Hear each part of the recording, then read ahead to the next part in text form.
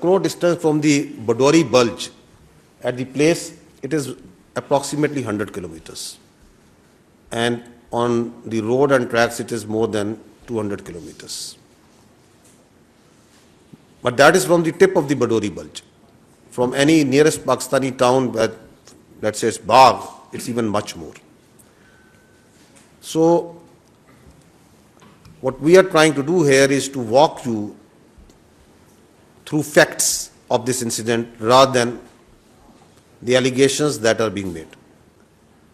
So if the allegation is that it's the Pakistan-based so-called terrorists did this incident, then you need to be cognizant of where it lies, how far deep it is inside the illegally occupied Jammu and Kashmir.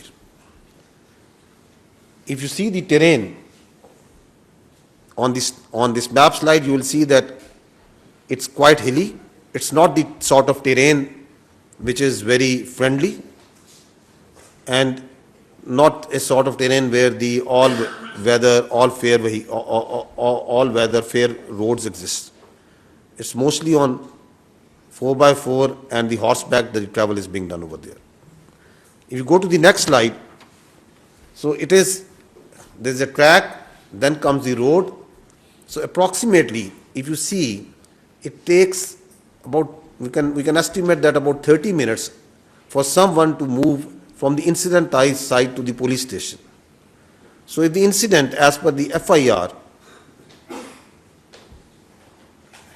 was from 13:50 and it is 14:20 hours, so how it was humanly possible that within 10 minutes, the police was there, evaluated the situation, went back and registered the FIR. And if we see this FIR closely, there are 3 points. The time factor, the time aspect has been, I think, repeatedly, clearly enunciated. There are 2 more things that I would like to draw your attention. That the FIR lodged after 10 minutes states that these were across the border. The handlers of this incident were across the border. So they established it in 10 minutes. While the incident was going on, before that, the intelligence or the security was so, we can say, flat that the incident happened, there was no intelligence, but within 10 minutes, they had such complete intelligence that they were established that it was across the border handlers. And secondly, it says over there that there was indiscriminate firing. However, we also know that a consistent narrative was made, is being made, that this act of terrorism was done on base of religion, that the Muslims, that it was the segregation was done and Hindus were killed. Self-made narrative is being made. That is a question that has already been raised by the Honorable Deputy Prime Minister. If you go to the next slide,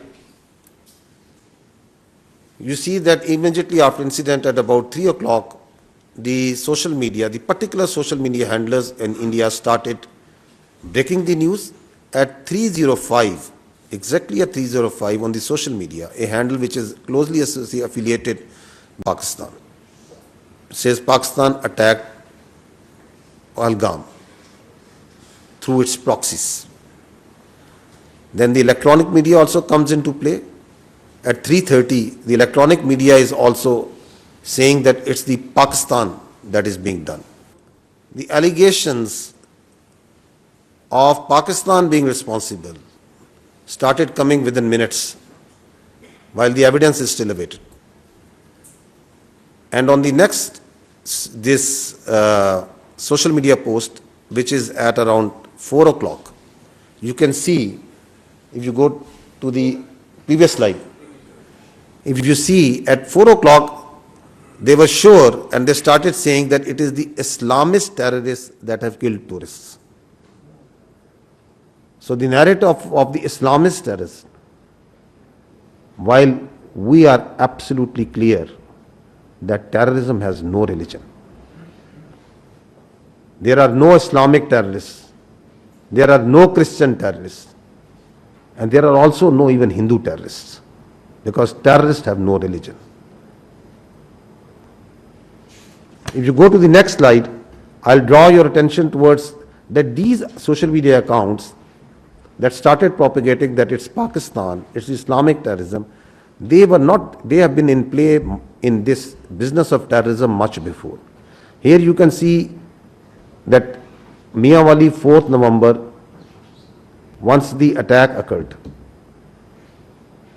So you see at one day before, the same social media accounts that are active in Pahalgam, the Indian social media accounts affiliated with their agency, one day before, that social media account is saying, tomorrow is a big day, so going to bed early. You can see that. And next day, it says, it quote tweets and says, good morning Miawali. And there we see the Miawali terror incident being done by the Fitna al-Khawarij. So this is a collusion with the Fitna al-Khawarij, with the terror incident that happened in Miawali on 4th of November 2023. Then comes 6th October 2024, the attack on our Chinese friends in Karachi. Before the attack, there is, from the same handle, there is a tweet which says, big day in the next few hours. And then it says, huge blast in Karachi, more details to follow. And then the targeted IED explosion in Karachi near airport, car carrying engineer, foreigner, perhaps Chinese. So there you see the collusion for the world to see that how the choreography is being done of predicting that we are going to hit, where, when the attack happens, and then its glorification on social media. And if you follow the media, then the electronic media automatically comes within minutes into play. And same thing you are seeing in Pahalgam. Why I'm making this point? Because if you do this forensic, this common sense forensic, you see that what happened also in Pahalgam. Moving forward, very recently, the Jafar Express, same account. Keep your eyes on Pakistan today and tomorrow. And then comes big Jafar Express train carrying Pakistani forces personnel from Quetta to Peshawar attack. The same accounts that are active carrying the narrative of the Islamist terrorists, Pakistan being responsible on play over here. But let's see, if we want to understand what happened at Pahalgam, that what are the people there in India and Kashmir saying.